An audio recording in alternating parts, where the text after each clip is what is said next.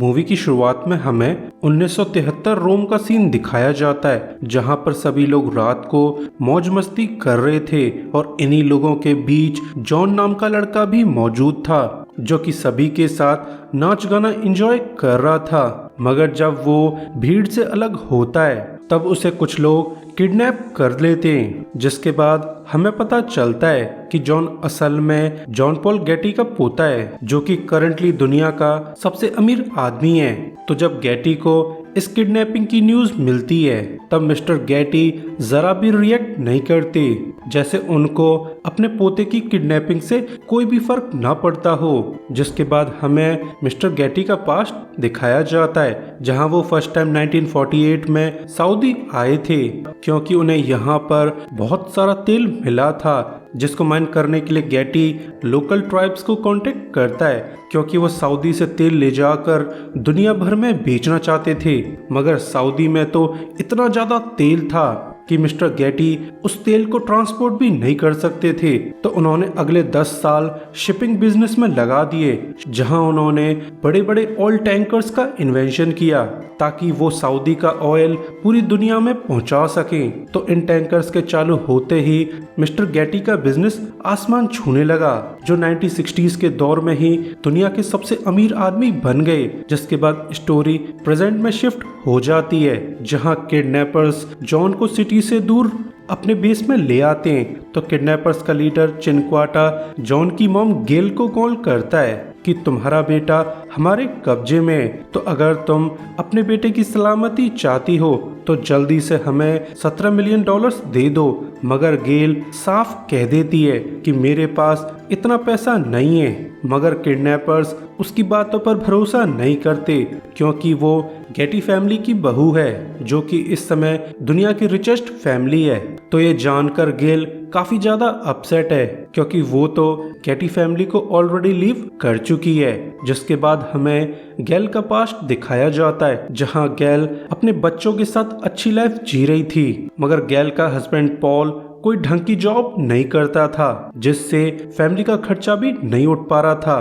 तो उनकी family financial crisis में पड़ जाती है। तो एक दिन गेल पॉल को समझाती है कि क्यों ना तुम अपने फादर को कांटेक्ट करो, शायद वो हमारी हेल्प कर सकें। तो कुछ सोचकर पॉल अपने फादर को एक लेटर भेज देता है, जिसमें वो अपने फादर को अपनी प्रॉब्लम्स बता देता है। तो मिस्टर गेटी पॉल को एक टेलीग्राम भेजते हैं, जिसके हिसाब से मिस्टर गेटी पॉल और उसकी फैमिली को रोम बुला रहे हैं। तो पॉल अपनी फैमिली के साथ रोम चला जाता है, जहां मिस्टर गेटी अपने पोतों को देखकर बहुत खुश थे। जिसके बाद मिस्टर गेटी अपने बेटे पॉल से कहते हैं कि मेरी कंपनी में एक जगह खाली है, तो मैं चाहता हूं तुम वहां पर जॉब करो। तो पॉल खुशी खुशी ये डील एक्सेप्ट कर लेता है। जिसके बाद स्टोरी कुछ ईयर्स फास्ट फॉरवर्ड हो जाती है, जहां पॉल को नशे की लत लग चुकी थी, साथ ही अब उसके कई अफेयर्स चल रहे थे। तो जब इस बात की खबर गेल को मिलती है तो वो सीधा मिस्टर गेटी से मिलने चली जाती है, जहां वो गेटी से कहती है कि मैं तुम्हारे बेटे से डाइवोर्स लेना चाहती हूँ। तो ये बात सुनकर मिस्टर गेटी गेल से पूछते हैं कि इस चीज के लिए तुम मेरे पास क्यों आई हो। तो गेल मिस्टर गेटी से कहती है कि मैं चाहती हूँ कि आप मेरे बच्चों को तब तक फंडिंग करते रहो जब तक कि उनकी पढ़ाई पूरी न हो जाए। तो ये सुनकर मिस्टर गेटी गेल से कहते हैं कि तुम मेरी फैमिली को छोड़कर जाना चाहती हो, तो अब तुम्हारा मुझसे कोई कनेक्शन नहीं है, तो मैं तुम्हें फूटी कौड़ी भी नहीं दूंगा। तो गेल बिना चाइल्ड सपोर्ट के ही डाइवोर्स लेने के लिए तैयार हो जाती है। जिसके बाद हमें प्रेजेंट का सीन दिखाया जाता है, जहां गेल अब काफी परेशान थी। तो वो मिस्टर गेटी को कांटेक्ट करने की कोशिश करती है, मगर मिस्टर गेटी गेल से मिलना नहीं चाहते, जिस वजह से गेल की परेशानी और भी ज्यादा बढ़ जाती है। जल्द ही जॉन की किडनैपिंग की न्यूज मीडिया में फैल जाती है। तो मिस्टर गेटी एक टीवी इंटरव्यू में कहते हैं कि भले ही मेरा पोता किडनैप क्यों ना हो गया हो, मगर मैं उसकी फिरौती के लिए एक भी रुपया नहीं दूंगा, क्योंकि अगर मैंने उसकी फिरौती दे दी तो मेरे बाद बाकी 14 ग्रैंड चिल्ड्रंस भी किडनैप हो जाएंगे। तो मैं इस किडनैपिंग के लिए एक भी रुपया देना नहीं चाहता। तो ये सब देखकर गैल बहुत ज्यादा दुखी है। जिसके बाद हमें सऊदी का सीन दिखाया जाता है, जहां फ्लेचर नाम का आदमी कुछ ऑयल टाइकून से नेगोशिएट कर रहा था। फ्लेचर असल में मिस्टर गेटी का एडवाइजर है, जो कि पहले सीआईए में काम कर चुका है। तो एक दिन फ्लेचर को इंग्लैंड बुलाया जाता है, तो फ्लेचर अपने बॉस गेटी से मिलने चला जाता है, जहां पर गैल भी मौजूद थी, जो कैसे भी करके मिस्टर गेटी से मिलना चाहती थी। मगर गेटी बड़ा खड़ूस था, जो गैल से मिलने के बजाय फ्लेचर को अंदर बुला लेता है। जिसके बाद वो फ्लेचर से कहता है कि मैं चाहता हूँ कि तुम रोम जाओ, जहाँ तुम कैसे भी करके जॉन को रेस्क्यू कर लो और जाते जाते गैल को मेरे घर से दूर कर देना। जिसके बाद फ्लेचर गैल से कहता है कि मैं मिस्टर गेटी का टॉप एडवाइजर हूँ, साथ ही मैं सीआईए का फील्ड ऑपरेटिव भी रह चुका हूँ। तो मिस्टर गेटी ने जॉन को बचाने की जिम्मेदारी मुझे दी है। तो ये सुनकर गैल काफी खुश है। जिसके बाद ये दोनों रोम चले जाते हैं, जिन्हें इंस्पेक्टर कोर्वो रिसीव करता है, जो कि जॉन की किडनैपिंग को इन्वेस्टिगेट कर रहा है। तो रोम आकर फ्लेचर जॉन की किडनैपिंग को इन्वेस्टिगेट करने लगता है। मगर जल्द ही एक हफ्ता बीत जाता है और इन्हें कोई भी इंफॉर्मेशन नहीं मिलती। तो गैल को टेंशन होने लगती है। मगर एक दिन फ्लेचर नोटिस करता है कि किसी ने उसकी कार पर कलाकारी कर दी है। तो फ्लेचर अपनी गाड़ी को चेक करने चला जाता है, पर तभी एक आदमी फ्लेचर को इशारा करके यहाँ से निकल जाता है, जिसे वो फॉलो करते हुए एक बिल्डिंग तक पहुँच जाता है, जहाँ पर कुछ ठग्स फ्लेचर को घेर लेते हैं। तो फ्लेचर को इन ठग्स से पता चलता है कि जॉन तो खुद ही अपनी किडनैपिंग करवाना चाहता था, मगर न जाने क्यों जॉन ने किसी और ही गैंग से खुद को किडनैप करवा लिया।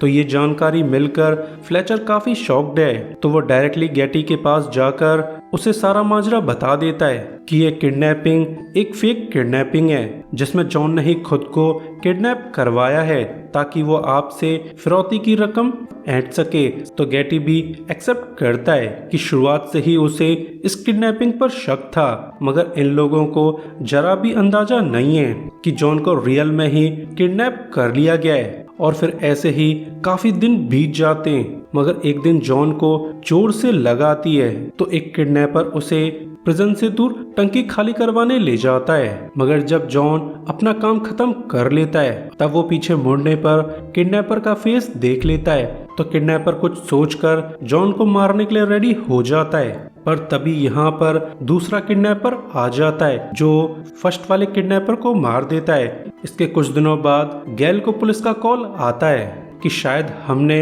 आपके बेटे को ढूंढ लिया है, मगर अब आपका बेटा मारा जा चुका है और हम चाहते हैं कि आप मुर्दा घर आकर उसकी आइडेंटिटी कंफर्म कर लें, क्योंकि बॉडी की हालत कुछ ज्यादा ही खराब हो चुकी है। तो फ्लेचर और गेल मुर्दा घर पहुंच जाते हैं, जहां गेल हिम्मत करके डेड बॉडी का फेस चेक करती है। तो उसे एहसास हो जाता है कि ये डेड बॉडी जॉन की नहीं है। तो वो पुलिस से पूछने लगती है कि आप लोगों को ऐसा क्यों लगा कि ये डेड बॉडी जॉन की हो सकती है। तो इंस्पेक्टर कार्वो इन्हें बताता है कि किसी ने इस डेड बॉडी को रोड पर डाल दिया था, और आई विटनेस के हिसाब से जो वैन इस डेड बॉडी को लाई थी, उसी वैन में जॉन को किडनैप किया गया था। तो हमें लगा जॉन मारा जा चुका है। जिसके बाद ये लोग बॉडी की फॉरेंसिक करवाने लगते हैं। तो इन्हें पता चलता है कि ये आदमी तो पहले एक क्रिमिनल था, जिसके नाम पर चोरी, डकैती और किडनैपिंग जैसे चार्जेस लगे हुए थे। तो इन्हें एहसास हो जाता है कि ये आदमी प्रोबेबली उसी गैंग का पार्ट है जिन्होंने जॉन को किडनैप किया था। तो ये लोग जल्द ही पता लगा लेते हैं कि ये ठग सिनक्वाटा नाम के आदमी के लिए काम करता था, और फिर पुलिस सिनक्वाटा के बेस का पता लगा लेती है। तो वो फुल फोर्स के साथ उस बेस पर धावा बोल देते हैं, जिसमें वो ज्यादातर किडनैपर्स को मार देते हैं, मगर उन्हें यहाँ पर जॉन नहीं मिलता। तो ये लोग एक किडनैपर से पूछताछ करने लगते हैं। तो वो आदमी पुलिस को बताता है कि असल में ये किडनैपिंग हमने खुद नहीं की थी, बल्कि इस किडनैपिंग को करने के लिए हमें हायर किया गया था। तो प्रोबेबली सिनक्वाटा जॉन को लेकर हमारे एम्प्लॉयर के पास गया होगा, जो कि रोम का बिगेस्ट क्राइम बॉस है।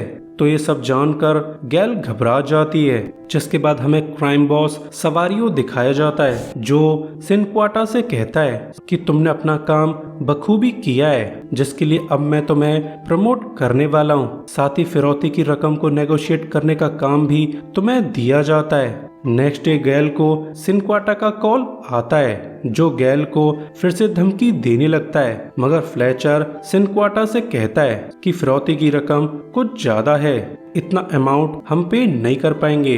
तो ये सुनकर सिनक्वाटा गुस्से में कॉल काट देता है, मगर शाम होने पर गैल को दोबारा से सिनक्वाटा का कॉल आता है, जो फिरौती की रकम कम करके 7 मिलियन कर देता है, और साथ ही वो इन्हें क्लियर करता है कि जॉन अब बहुत ही खतरनाक लोगों के कब्जे में है, जो पैसा पाने के लिए कुछ भी कर सकते हैं। वहीं दूसरी तरफ जहां जॉन कैद था, उसके बाहर क्राइम बॉस के आदमी मस्त पार्टी कर रहे थे।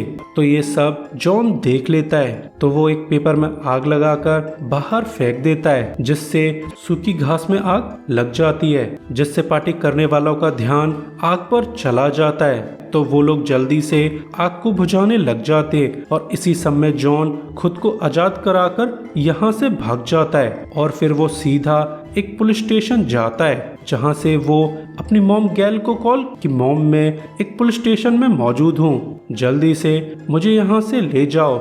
मगर वो गैल को अपनी लोकेशन बता पाता, उससे पहले ही क्राइम बॉस सवारियो यहाँ आ जाता है, जो गैल को रिकैप्चर कर लेता है। जिसके बाद सवारियो अपने आदमियों से कहता है कि जॉन ने यहाँ से भागकर बहुत बड़ी गलती की है, तो अब हमें कुछ ठोस कदम उठाने पड़ेंगे। और फिर वो अपने आदमियों को ऑर्डर देता है कि जॉन का एक कान काट लो, जिसे तुम एक न्यूज़पेपर के ऑफिस भेज देना। साथ ही एक लेटर में ये मेंशन कर देना कि अगर जल्द ही फिरौती की रकम नहीं मिली तो हम धीरे धीरे जॉन के ऑर्गन्स काट काट कर उन्हें पार्सल करते रहेंगे। और फिर सवारियों के आदमी ऐसा ही करते हैं, वो एक न्यूज़पेपर के ऑफिस जॉन का कटा हुआ कान पार्सल कर देते हैं। तो जिस लेडी को ये कान मिलता है, वो इसे देखकर बहुत ज्यादा डर जाती है। जल्दी यहाँ पर पुलिस वाले और फ्लेचर आ जाते हैं, जो उस कान को देखकर काफी ज्यादा अपसेट थे। तो न्यूज़पेपर का मालिक गैल से परमिशन मांगता है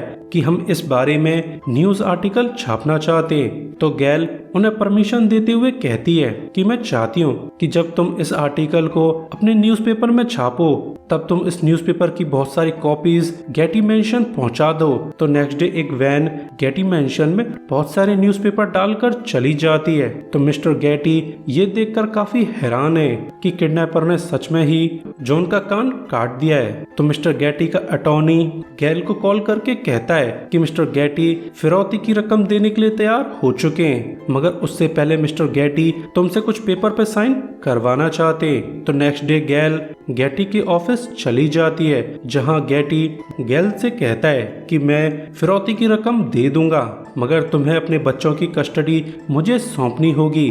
तो काफी हेजिटेट करने के बाद गैल पेपर पे साइन कर देती है, क्योंकि वो कैसे भी करके जॉन को बचाना चाहती है। मगर गैल तो तब दंग रह जाती है जब गेटी का लॉयर उसे बताता है कि मिस्टर गेटी ने फिरौती की रकम पूरी नहीं दी है, उन्होंने तो बस 1 मिलियन ट्रांसफर किए हैं। साथ ही उनके न्यू ऑर्डर्स हैं कि फ्लेचर कैसे भी करके 1 मिलियन में जॉन को छुड़ा ले। तो ये जानकर जॉन की सनक जाती है, जो सीधा मिस्टर गेटी के घर जाता है, और वो मिस्टर गेटी को खूब सारी गालियां सुनाने लगता है कि तुम काय के रिचेस्ट पर्सन हो, जो अपने पोते को बचाने के लिए भी पैसे नहीं दे सकते। आखिर तुम इन पैसों का क्या करने वाले हो? तुम्हारे मरने के बाद ये पैसा किसी काम का नहीं होने वाला। तुम भले ही दुनिया के सबसे अमीर आदमी हो, मगर मेरी नजर में तुम किसी बैगर से कम नहीं हो, क्योंकि तुम्हारे पास कोई भी अपना कहने के लिए नहीं है। तो ये सब सुनकर मिस्टर गेटी बहुत ज्यादा अपसेट थे,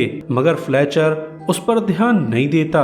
नेक्स्ट डे गेटी का लॉयर फ्लेचर से कहता है कि न जाने कैसे मिस्टर गेटी का मन बदल गया है, और उन्होंने फिरौती की रकम भी पूरी दे दी है, जो कि अपने आप में किसी मिरेकल से कम नहीं है, मगर फ्लेचर इस सब पर ध्यान नहीं देता। जिसके बाद फ्लेचर और गैल फिरौती की रकम को बैग्स में भरवा लेते हैं और फिर फ्लेचर सिनक्वाटा को बताता है कि फिरौती की रकम हमने तैयार कर ली है। तो सिनक्वाटा इन्हें मीटिंग प्लेस की लोकेशन बता देता है। तो फ्लेचर और गेल मीटिंग प्लेस के लिए चले जाते हैं, मगर यहाँ पर तो एक बच्चे के अलावा कोई भी नहीं था। तो वो बच्चा फ्लेचर से कहता है कि अपना सारा पैसा यहाँ डालकर नेक्स्ट पेट्रोल पंप चले जाओ।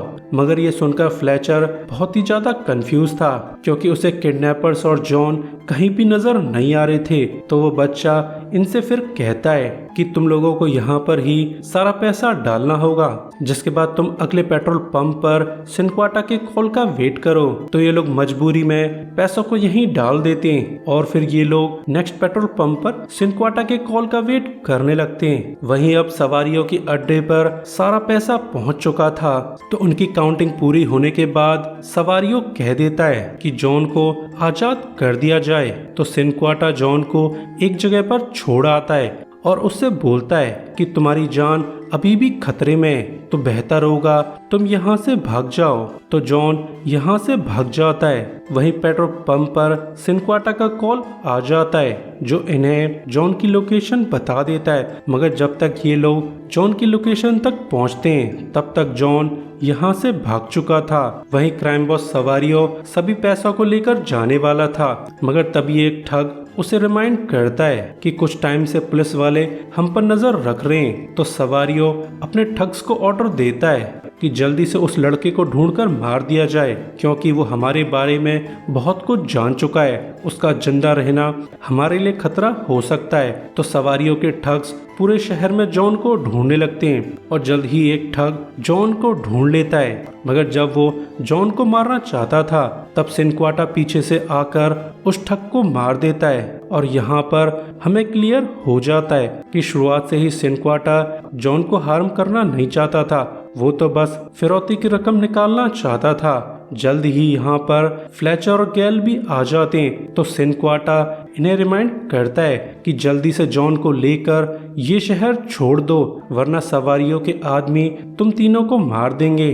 तो ये लोग जॉन को लेकर जल्दी से यहाँ से निकल जाते हैं। वहीं मिस्टर गेटी के दिमाग में फ्लेचर की बातें खटक रही थी, तो उसे एहसास हो जाता है कि वो सच में ही बिल्कुल अकेला है, क्योंकि उसने हमेशा परिवार से ज्यादा पैसे को अहमियत दी है। तो इस बात को सोच सोच कर गेटी की मौत हो जाती है। इसके कुछ समय बाद गेटी ऑयल कॉरपोरेशन की बोर्ड मीटिंग बुलाई जाती है, जहां पर गैल भी मौजूद थी। तो बोर्ड डायरेक्टर्स गैल से कहते हैं कि मिस्टर गेटी अब गुजर चुके हैं, तो उनकी सारी विरासत उनके पोते और पोतियों को जाने वाली है, मगर उनके ग्रैंड चिल्ड्रंस अभी भी 18 साल के नहीं हुए। तो हम लोग चाहते हैं कि जब तक उनके पोते और पोतियां 18 साल के न हो जाएं, तब तक गेटी ऑयल कॉरपोरेशन आपके हाथों में सौंपी जाती है। तो ये जानकर गैल काफी खुश है, क्योंकि अब वो टेम्परेरीली दुनिया की सबसे अमीर औरत बन चुकी है। जिसके बाद गैल एक बड़े से मैंशन में शिफ्ट हो जाती है। साथ ही वो फ्लेचर को भी इनवाइट करती है कि वो भी उनकी फैमिली की तरह इस मैंशन में रह सकता है। मगर फ्लेचर बहुत ही ईमानदार था, जो गैल से ये कह देता है कि मैं शुरुआत से ही गेटी ऑयल्स का एम्प्लॉय हूँ और मैं हमेशा एक एम्प्लॉय रहने वाला हूँ। जिसके बाद हमें पता चलता है कि ये movie real event based movie है। सो गाइज, वीडियो के लिए लाइक और सब्सक्राइब कर दीजिए, जिससे हमें आपका सपोर्ट मिलता रहे। और इसी के साथ ये वीडियो एंड हो जाती है। सो अभी के लिए good bye, thanks for watching.